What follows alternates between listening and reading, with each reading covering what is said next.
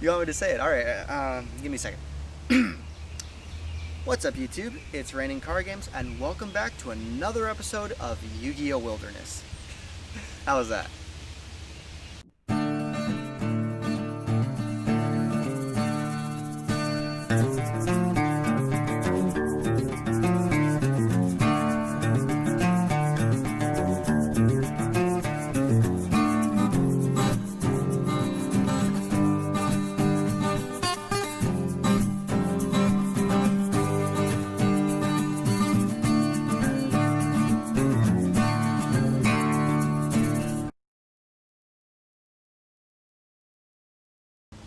So the idea of YuGiOh Wilderness is it's kind of interesting. So I was in the middle of filming Sealed Only Samurai, and I was kind of thinking to myself, moving forward, what do I want to do with the channel? Because obviously I know that this series the Sealed Only Samurai, was extremely popular in terms of compared to the rest of my content. And I was basically just thinking, moving forward, what do I want the channel to be known for? Or what do I want to have my reputation be in terms of YugiTubing? Because in most cases, a lot of YugiTubers have that one thing that they're known for. You know, like House of Champs is known for his market watch, Simo is known for his like meta-analysis and all these kind of things. DZ with his Commenters Don't Understand, or Why Nobody Plays series, or Nim Nim obviously with the Sealed Only series, which I based off of with my own. So my thinking was, I want to have something that's unique to myself, to my channel, so that way, you know, I'm not just you're just copying someone else and riding off their glory.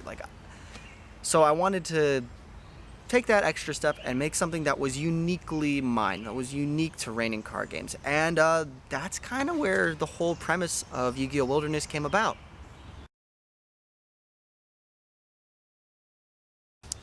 So in episode 1, I briefly introduced like the idea of YuGiOh Wilderness, what to expect from the series, and a little bit about my background. So in terms of my actual background and profession and interests, I have a bachelor's degree in organismal biology and ecology, and I have a master's degree in environmental biology. So very strongly rooted in ecology and wildlife biology. And I think that's always been a passion of mine, and something that I feel that I have a decent grasp and I have enough knowledge that I can share with the public, as I've done so because I am also a park ranger. So sharing information about wildlife and ecology comes naturally to me in a sense. So then the whole idea was that, how can I incorporate myself as a person and YugiTubing into one thing that I can share with the public? And then it's like, you know what? Let's actually try something kind of like a wildlife series, because that's something that I have knowledge on, and I have some knowledge on Yu-Gi-Oh! So let's combine those two, and voila, YuGiOh Wilderness came into being. So the whole thing about me and wildlife biology started way back. So like when I was little, I remember not only did I had watched Yu-Gi-Oh! Anime, Pokemon, like all the other things, but like I was obsessed with watching stuff on Animal Planet and the Discovery Channel. And I remember growing up like watching people like Steve Irwin or Jeff Corwin on their respective shows, and then the Pratt brothers with Zabumafu. Like those heavily influenced me growing up in terms of what my interests were, what I wanted for Christmas, what books I wanted to read. And then also in terms of my career, because ever since I was little, once I saw all those people on the TV, I was like, I want to be like that when I grow up. And yeah, my mind was set and I never changed course. So as soon as I got into high school, I was already preparing myself in interviewing different universities who had different programs that interest me.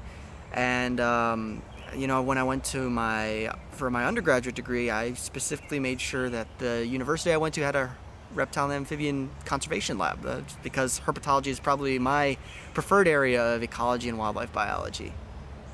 And you know, throughout my undergrad, like my degree itself, I did research on turtle behavior and turtle ecology.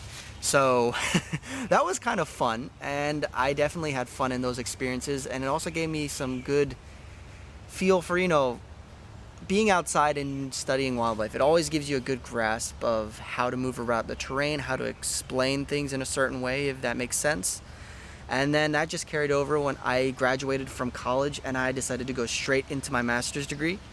And there for my master's, I did research on wetland biology, specifically on amphibian communities. So, you know, being able to just constantly be involved in this kind of environment, I think it really helped shape this persona that I was gradually developing and eventually would come to fruition on the internet screen.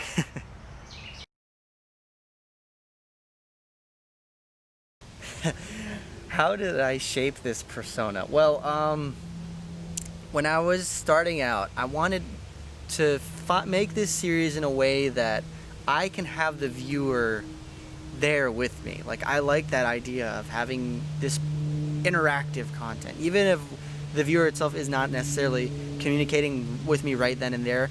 I want to have that aesthetic, that feel that, you know, my viewer's right there next to me and I'm like taking them on a tour or like a hike or something, and being able to share it with them in person. So I always like to have that kind of mentality going through when I'm filming. And you know, a lot of things I kind of base, like, I've watched a lot of series. I mentioned earlier I watched like Steve Irwin, Jeff Korn, but also like more modern stuff like the Brave Wilderness YuGiOh channel. YuGiOh, wow. YouTube series. Mind is so caught up on YouTube and YuGiOh, but yeah, I also watch his series a lot, and I do find it quite entertaining. And part of the actual persona is also kind of molded after him a little bit, but more so after just like me in general, because I've been like, this has been part of my lifestyle long before that series even started. Although I could say like the hat and everything, I guess there are some similarities there, that he's got the hat, I've got the hat also. Funny story about this hat, actually. I was on my one trip across the US, and actually I was coming back into the US from Canada, and I was waiting for the rest of our caravan to get back in to cross the border, and we just pulled over at the first, like, you know, exit, and there was a small like strip mall, and we went in to park and wait, and like, you know, we figured to go inside, get some AC, and we were walking around this like small dollar store, and I was walking around and I found this on the wall. Me and my friends were just walking around, and there were a whole bunch of different hats. There's like New Year's hats, 4th of July hats, all kinds of different things, and I saw this one on the wall hanging there, and I was like, huh, you know, jokingly put it on, and like we all goofed off and everything. So, you know, after walking around with this thing on my head, and you know, I figured it grew on me. So like, I actually like this hat, so I'm gonna go ahead and buy it. And we took it up to the clerk, and it only cost $5. So I was like, you know what? It's not a bad purchase. And yeah, it's been with me ever since, and we've traveled around quite a bit.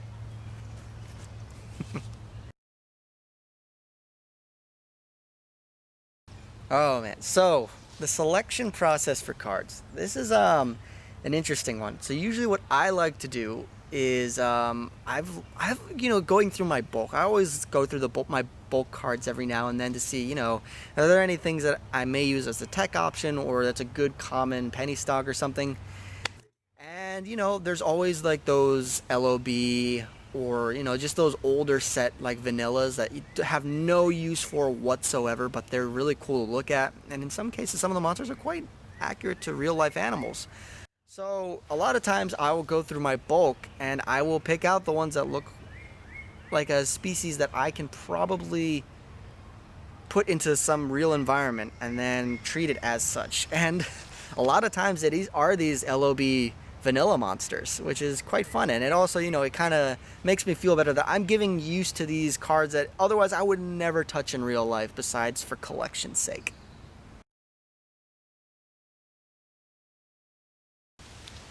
So, I mean, I'm pretty sure a lot of people have noticed, like, I get around quite a bit for the filming locations on these, every episode of YuGiOh Wilderness. You know, we've been from everywhere from mountaintops to caves to the desert Southwest to the Caribbean. And, you know, each location I like to film at, I want to always make sure it's not this, you know, it has a very different aesthetic. So that way, like, each episode feels like its own unique little bubble. So, you know, for a lot of the more specialty episodes where I'm in a more unique biomes, such as like the Sonoran Desert episode, or also when we did the Caribbean two-part special, a lot of times I'm not going there specifically just to film for YuGiOh Wilderness. It'd be great at some point if the channel gets big enough, I can just sponsor trips exclusively just to go film on location for YuGiOh Wilderness. But a lot of times I am traveling for other reasons, but I am bringing my camera and I bring a couple of Yu-Gi-Oh cards to film along the way, and the hat is always with me. But you know, as outside of like, you know, my Yu-Gi-Oh life, I do travel quite a lot actually. I've been to all of mainland Europe, I've been to a lot of South America, I've been to 48 of the landlocked states, so just Alaska and Hawaii I haven't been to yet, but we'll get there. And then also I've been to most of Canada and Mexico, and I've been around the block, let's say. I've been around the world quite a few times. So a lot of times I figured, you know, I travel so much, I should bring my camera along and film a few episodes. And it just so happens, you know, when I have a little bit of free time, go out into the Sonoran Desert, grab some shots, or just, you know, wherever I am, if it's a unique and beautiful location, which I have some cards that I can potentially apply to, I'm gonna film there most likely. And then it's always, you know, brushing up on my knowledge of the biome, the species in the area. In most cases I have some background knowledge depending on where it is, but it's always good before the night or a couple days before, I'll do my research, brush up on what knowledge I already know, so that way I can translate the cards into real life. You know, for some of the episodes, it's just kind of figuring out, you know, what can I do to improve on the last one? Or what can I bring that's unique to this one that you probably won't see in any of the other episodes? So like, for example, when we hit the water, a lot of times this one was a kind of tricky episode because I had to kind of figure out, how am I going to incorporate cardboard with water? You know, because I had to figure out basically how I'm going to waterproof the cards, which was kind of interesting because I had to first find some clear, tight plastic sleeves, and I ended up going with the Millennium Puzzle clear sleeves, and then I had to seal them off with tape, which was, you know, I just had to painstakingly make sure that they were airtight so that way not even a single drop of water could get in, because otherwise, you know, the card's gonna get waterlogged and damaged forever, and I really didn't want to do that. And then King Salmon card specifically, I had to get I had a triangular block of marble, which I ended up duct taping to the back of the card, and then having to position that like on the riverbed underwater, so the way that, you know, the light coming down would reflect on it in a certain way so that, you know, you could actually see the card instead of just the white blur, and then just to make sure it didn't flow away down the river with the current. But it was real fun, and, you know, like filming on the kayak as well, having to mount my camera on the front of the boat so that way it just wouldn't, you know, fall over, and then also keeping it steady so that it wouldn't rock, and then also, you know, just balancing between the GoPro and the SLR camera. It was all a fun, real balance, trying to, you know, make it all work so that it would still flow as an episode.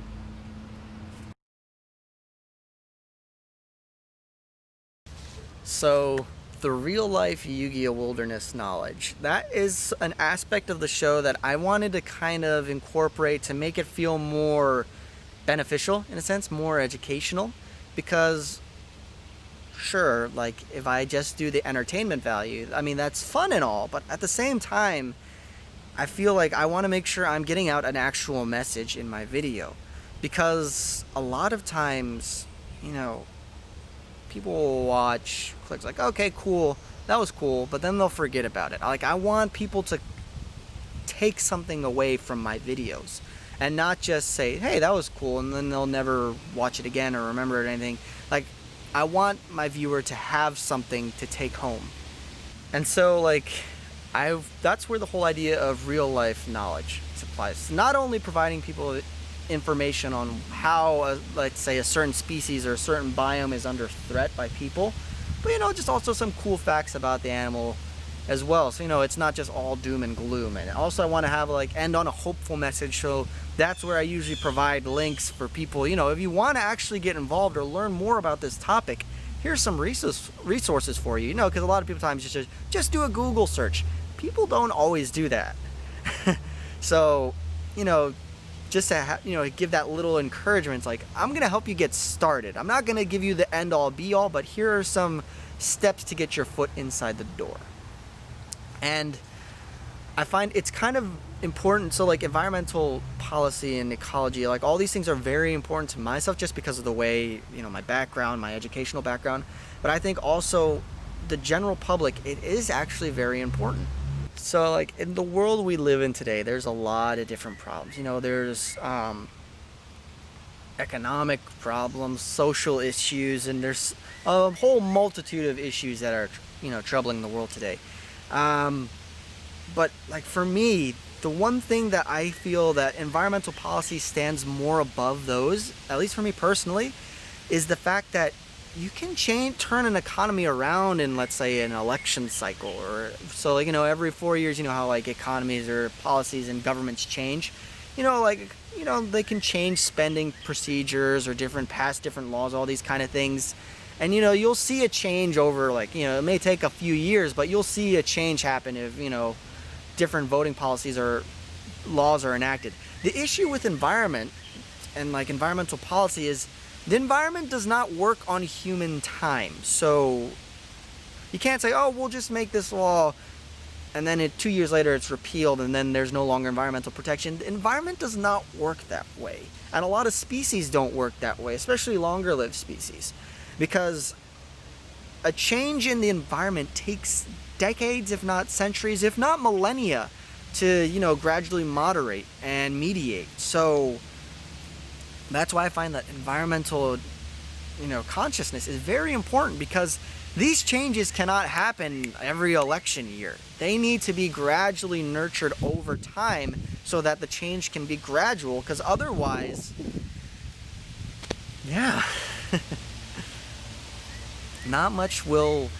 you'll never see much progress if people keep going back and forth on environmental policy. And that's a big issue in today's world, because everyone expects changes to happen every 2 or 4 years.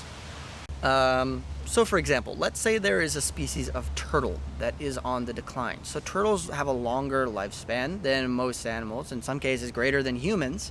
And if you want to talk about conservation of that species, you have to talk about stability in their environment, stability in their population numbers. These things take time. So let's just say a government passes a resolution to protect that area of land. So we'll set it aside for, we'll give it funding and everything for 5 years. That should help to get the population back on track, right? And potentially, it's in the right stuff, but let's say 5 years down the line, an administration change happens, and all of those protections and everything are repealed, and that land is now open for a different kind of land use. Let's say it's now open for livestock or something. Then all those changes to hope to say, but we did 5 years worth to boost up the population numbers. Well, for certain species and environments to recover, it doesn't really work. You can't expect a forest or a biome to completely heal and replace itself on such a small time frame. It's kind of like when you're raising a child.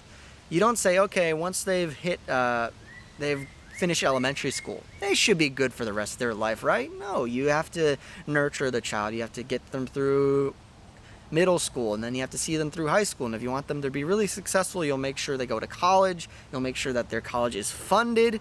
And then if you really want them to go above and beyond and be really, fixed and safe moving forward, you may make them go and pursue a higher degree, like a master's degree or a PhD. So, there's a lot of time and effort involved in making sure that that child is successful and able to survive. The same thing goes towards wildlife and environmental management. You can't just say 5 years and then you're done. You have to gradually nurture this until it reaches a state where, okay, it's in a stable climate, it can maintain itself. And that's the whole goal with environmental conservation. You want to make sure that a biome is stable and sustainable, so that way if something does happen to it, it's not going to go away instantly off of a single threat, which unfortunately in today's world is kind of difficult to manage sometime with the way that policy works on that 2 to 4 year basis.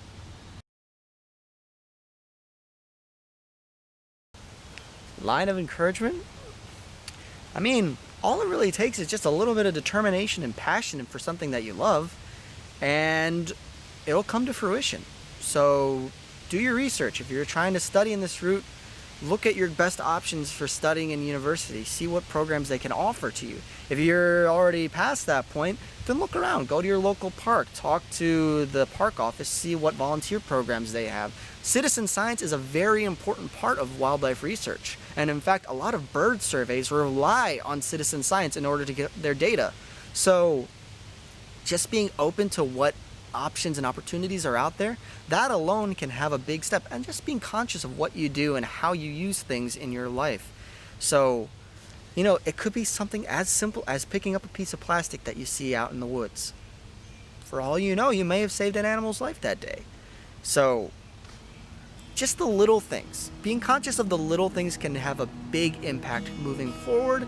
And then if you have the drive to do so, take those bigger strides and move towards something that you're passionate about. And then also, never hurts to just pick up a Yu-Gi-Oh card, play around with it in the woods, pretend it's an animal. Who knows, you could turn a YouTube series out of it.